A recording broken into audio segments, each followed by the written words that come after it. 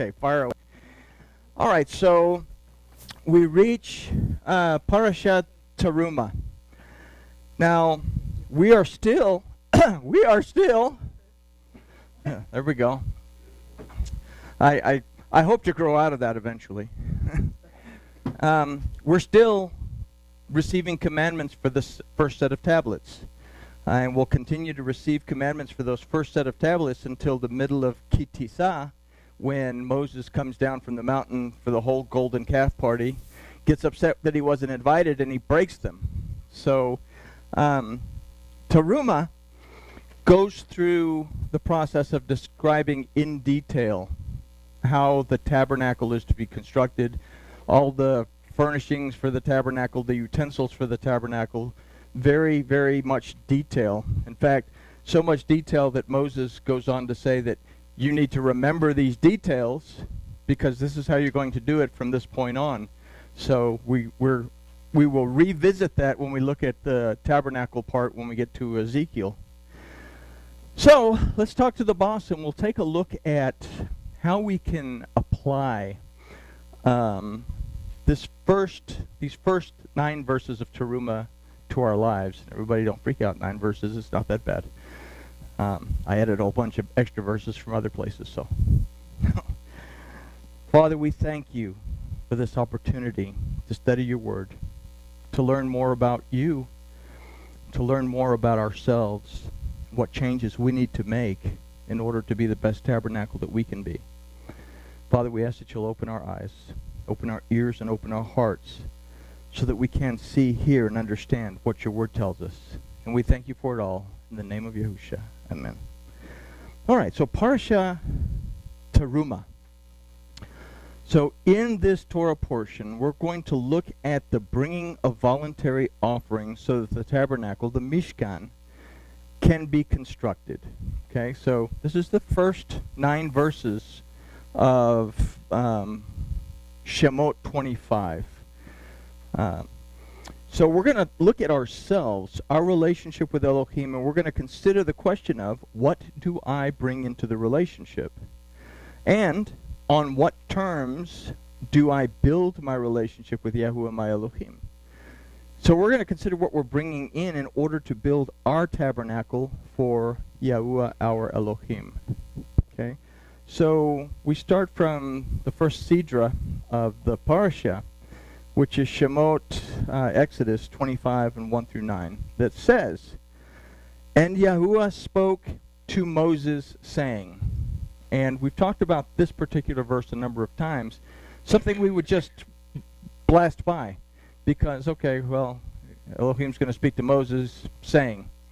But it's the way that this is set up, and it's said so many times that we need to pay attention to it. So let's refresh our understanding of the importance of this one verse. The word daber means to speak. So, and spoke is vedabar is what it starts with. Means to speak, but it also means a declaration, a proclamation, a commandment, and a promise. Now, Yahuwah is the one speaking, and he is speaking to Moshe. We call it Moses, Moshe. That means to draw out. Now, the word before Moshe is El, that means to or towards, but it also means in regards to, according to, and on account of.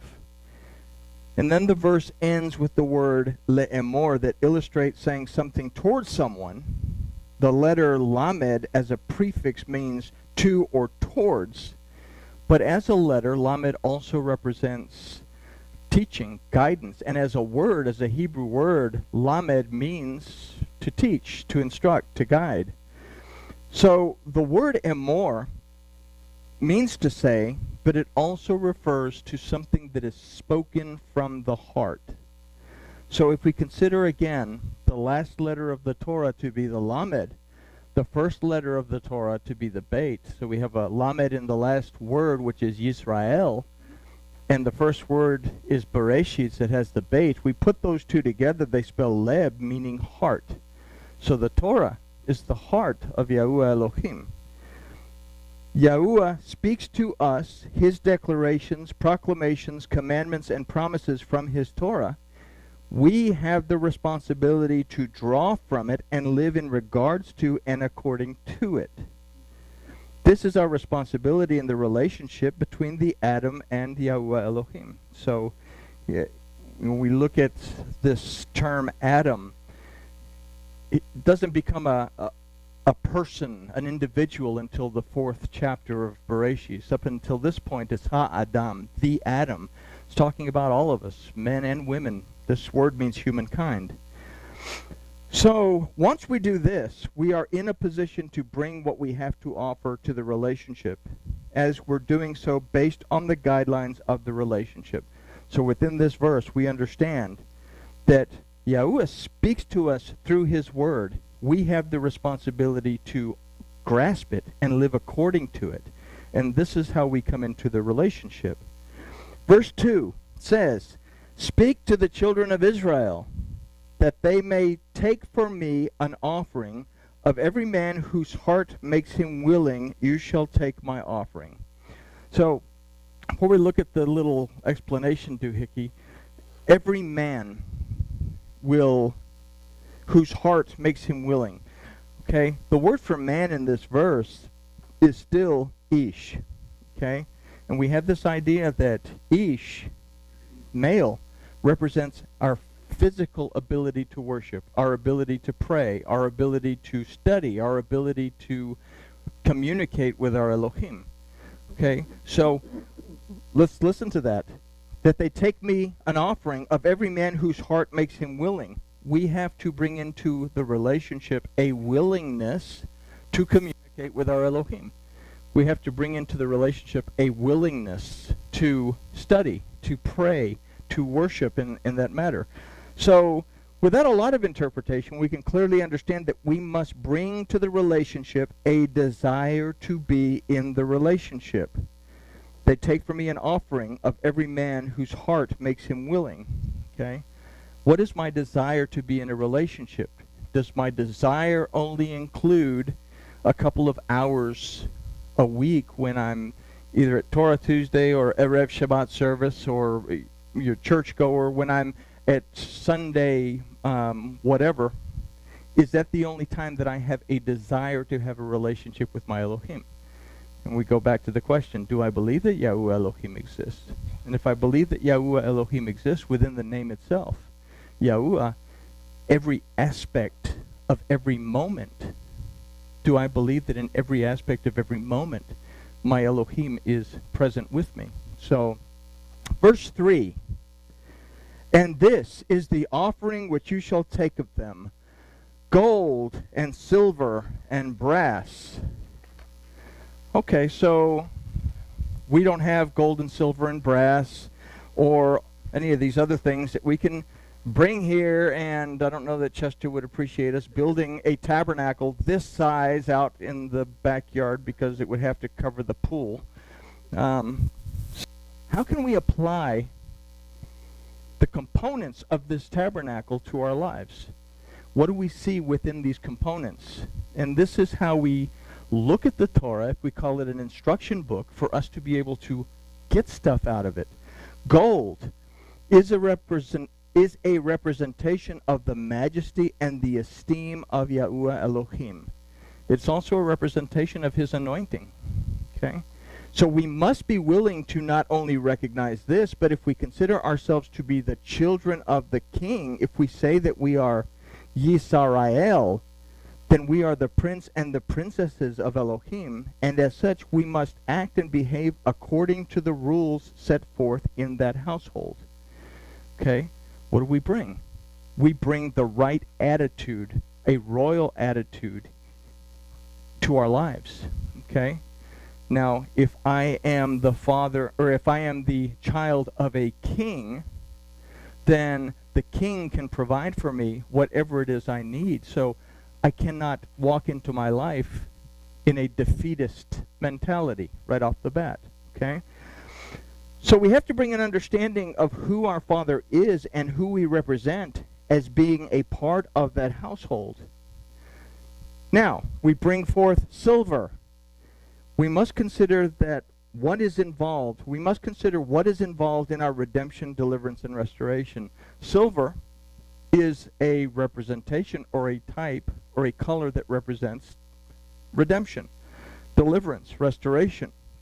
So we must be willing to put forth the effort to shamar this aspect of our lives. We must be able, or must be willing to treasure it, preserve it, and observe the rules of the house, which are the instructions of the Torah, or the instructions, which means Torah, or Torah means instructions, of the Father who is King.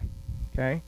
So I have to take an active role in staying in a state of deliverance. I have to take an active role in staying in a state of restoration. Okay?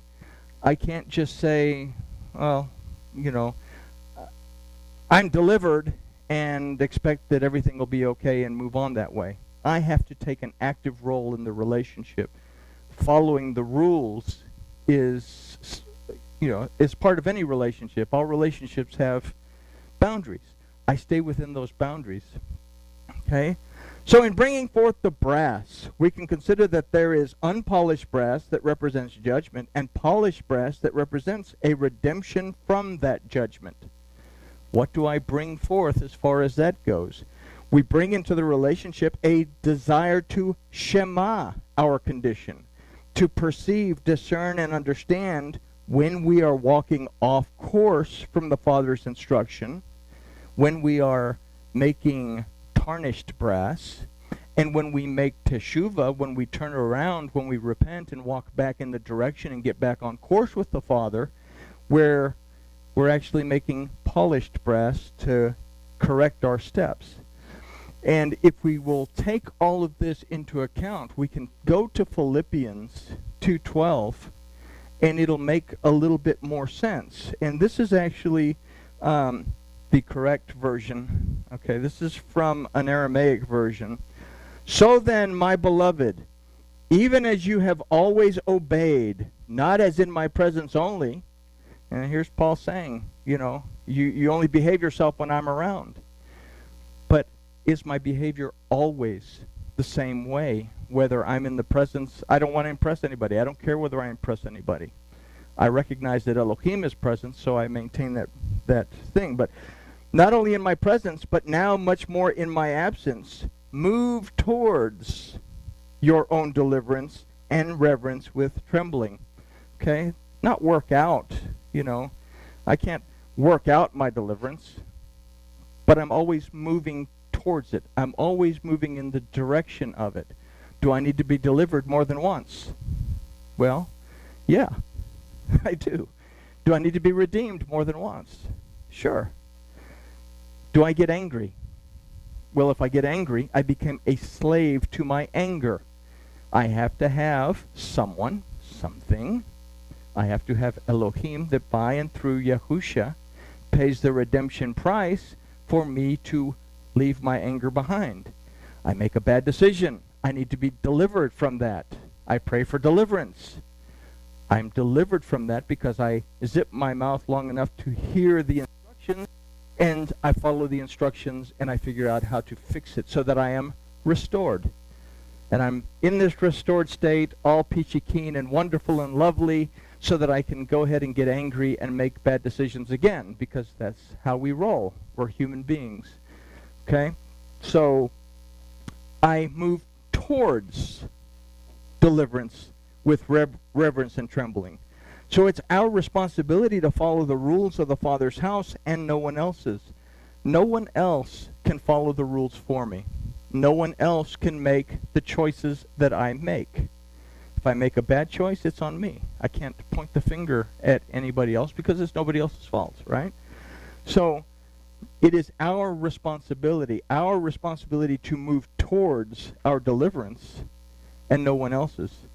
We must reverence the Father, but as indicated by the word ra'adah, which means trembling, we must have a healthy fear of becoming separated from our Elohim, and thus a desire to live in agreement with Him so that we do not walk alone.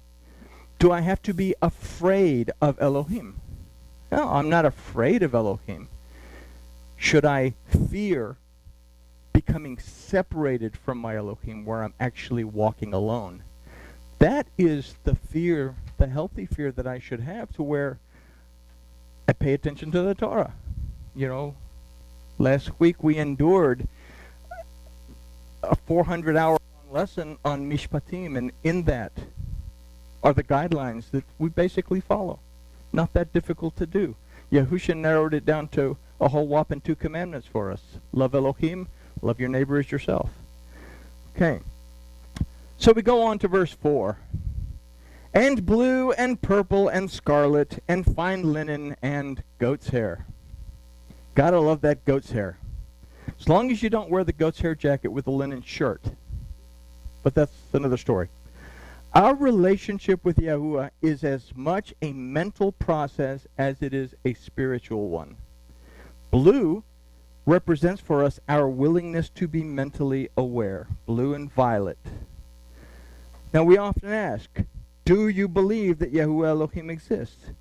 Blue is the concept of our awareness that he is present, and not just when we attend service or Torah study.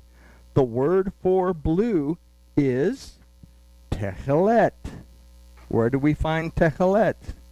We find the Techelet of the Tzitzit, the blue thread that reminds us to Shema, to perceive, discern, and understand, and to Shamar, to preserve, treasure, and then observe the word of Yahuwah.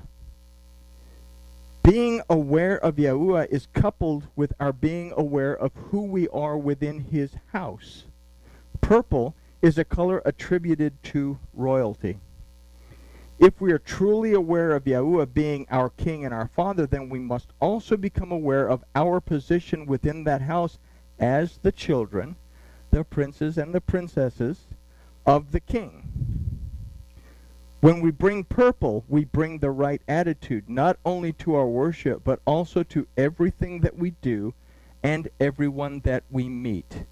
So, a change in our personality to where we are able to love our neighbor as ourselves, even though our neighbor is, you know, obnoxious, and or the guy that cuts you off on the road. You know, I have this problem with being on the road. But I've tried, and I'm trying, and I'm working on it. You know, I can be honest. I'm working on it now, that when I disagree with something, I try to pray for that person and extend love. And I feel better about it until the next person cuts me off. I told my daughter the other day that even if I'm on the road in a car right next to you, consider me an idiot. Because everyone other than you is going to be exactly that. You know, it's a safety sake thing, but I have to change. And I have to be willing to bring forth that royalty that I love and I care for, and I want to minister to the people that I meet and show compassion. Okay? So purple. Do I bring the right attitude, not only in worship, because we're all friendly with each other here, but do I bring that attitude to everyone that I meet? So this would be confirmed in a word that is not mentioned in the English. Imagine that. Vetolaat means a worm or a maggot. Well, but it's from this creature that the material for the purple was to come. You know anything about the silk industry? You can make silk out of the threads, but when you're done, you crush the cocoon and you make crushed silk, so to speak. So it's talking about a crushed silk, because next it's going to have a fine linen. So, but this word vetolaat also means to oppress. So this is the opposite of that. That if I am royalty, I have to love others, but I should never under any circumstance oppress others. I should never under any circumstances make people feel unloved, uncomfortable, unwhatever in that light. So we are royalty in the court of, turn the page, Yahuwah Elohim. We must enter this relationship with kindness and true justice. We cannot allow ourselves to mistreat or judge others in an oppressive way. Do we judge other people? And we'll be honest with ourselves. Yes, all the time. Okay? Is that a habit that we'd like to change? So, if we're going to change this habit, can I think of myself as being something above this mentality of judging other people, loving them and trying to understand where they're coming from? If I got to love my neighbor as myself, then I have to understand where that person is, and then would I like to be where that person is? Do unto others as you would have them do unto you. So I see things from that other person's point of view. We cannot allow ourselves to mistreat or judge others in an oppressive way. The word for linen in this verse is shesh. Something that you say to the grandchildren. Shesh! No, just kidding. Shesh refers to a fine white linen. Now, white is a representation of purity. This type of linen is also refined so that the coarseness of it has been subdued, making it soft and comfortable. When we consider what we bring into our relationship with Yahuwah our Elohim, we have to consider the purity and the refinement of it. Do we have stains that we need to work on, or are there threads that we have to clip in order to make our linen smoother and more refined? Again, it goes back to not simply the question of where am I, but who am I? You know, what do I need to work on? What stains do I need to shout out within my being? Okay? So this isn't in a sense of haughtiness or pride, but in a sense of how fine-tuned we are in our relationship with our Elohim. And how fine-tuned we are just simply depends on our attitude towards wanting to build a relationship with our Elohim or not. Being able to honestly answer, do I believe that Yahuwah Elohim exists? And then feeling that presence 24 hours a day, 7 days a week, first thing in the morning.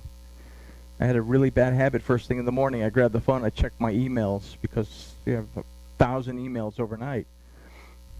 But now it stays there, and the first thing in the morning, I wake up and I thank you that I can see. I take a breath, thank you for that first breath. And then I go in, fix the tea, and go and sit down and do the Shema. Examine where I'm at. So I'm fine-tuning this relationship all the time to find out where I'm at, what am I bringing into the relationship, and what do I need to change within that. So if we're bringing this, then we're bringing into the relationship the desire to be as close in agreement with the word of Yahuwah as we can be. The word for goat is ez, that from the root azaz means strength. Do we bring a desire to strengthen our relationship with Yahuwah our Elohim? There's no word for hair, by the way. Simply goat. It's understood. You're going to bring the pelt of the goat. Poor goat. So, what are we prepared to do to get stronger in this relationship? Let's look at verse 5. And ram skins dyed red, and seal skins, and acacia wood. The word for ram is ayil. The ram is an animal that we've considered represents for us redemption, deliverance, restoration, and redemption, and through that restoration. The word for skins, yes, it does say skins, is orot, meaning skins, but comes from the root ur, meaning to be naked and exposed. Now, this is going to be a very important thing because a lot of words that we're going to find here are found in Bereshis, in that very, very uncomfortable and embarrassing moment that we'll look at in just a minute. The word for red is Adam. Adam, humankind, means red because he was taken from the clay. Okay? It's also where the word Edomites comes from. All right? So, Adam, which is also the name given to humankind. Again, not the guy Adam, but Adam means the whole of humanity. Okay? So let's consider this in light of Bereshit 3, 7, and then 9 and 10. And the eyes, they've just gone through the whole fruit eating thing. And the eyes of both of them were open, and they knew that they were naked, and they sewed fig leaves together and made themselves girdles. Okay? This word girdles is going to be very important here in a minute. And Yahuwah Elohim called unto the Adam and said to him, Where are you? One of the first three questions in the Bible. The first three questions that we begin to ask ourselves. Where are you? Who told you? How do you know? And what have you done? What are you willing to do about it? Okay? And he said, I heard your voice in the garden, and I was afraid because I was naked and I hid myself. So from this we have to consider whether or not we bring an open honesty into the relationship. Are we afraid to expose ourselves before our Elohim? And you talk to people about praying and your prayers of confession and stuff like this. And I've asked people in the past, have you told Elohim this? Oh, I can't tell him that. Well, yes, you can, because he already knows. He's just waiting for you to figure it out. So, am I honest in this relationship? Can I speak to my Elohim and tell him the things that I've done, regardless of how embarrassing? I'm not telling you or you, I'm talking to Elohim. Okay? So, do I bring an open honesty to the relationship? Are we afraid to expose ourselves before our Elohim? Are we afraid to expose ourselves to others? Worse yet, are we afraid to expose ourselves to ourselves so that we are honest with each other? Okay? And that's the hard part, because we're our own worst critics. Do we expose ourselves enough to be honest with ourselves, enough to change in us what needs to be changed concerning our relationship to both our Elohim and those in our lives? Seal skins and acacia wood represent the human side of who we are. We were created to be as much human as we were to be vessels that contain the spirit of Yahuwah our Elohim. How we treat others and how we are perceived by others is as important an aspect to our relationship with Yahuwah our Elohim as anything else. So let's look at Bereshit 1, 26 to 28. And Elohim said, Let us make the Adam in our image, after our likeness, and let them have dominion over the fish of the sea, and over the fowl of the air, and over the cattle, and over all the earth, and over every creeping thing that creeps on the earth. There's a lot of meaning in that. We covered that in a study some time ago. And Elohim created the Adam in his own image. In the image of Elohim created he him, male and female created he them. And Elohim blessed them, and Elohim said to them, Be fruitful and multiply, and replenish the earth, and subdue it, and have dominion over the fish of the sea, and over the fowl of the air, and over every living thing that creeps upon the earth. Just as an example of how deep this verse goes, the word for fish is dag. We have dominion over the fish. Okay, go to Central Market, I dominate. But the root of dag is da'ag. That means anxiety, depression, those kind of feelings.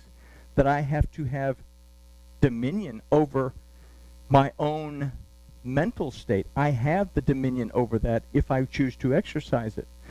But that's just an example of how we go deeper into these things so that we understand. We represent Yahuwah our Elohim both in thought and in action.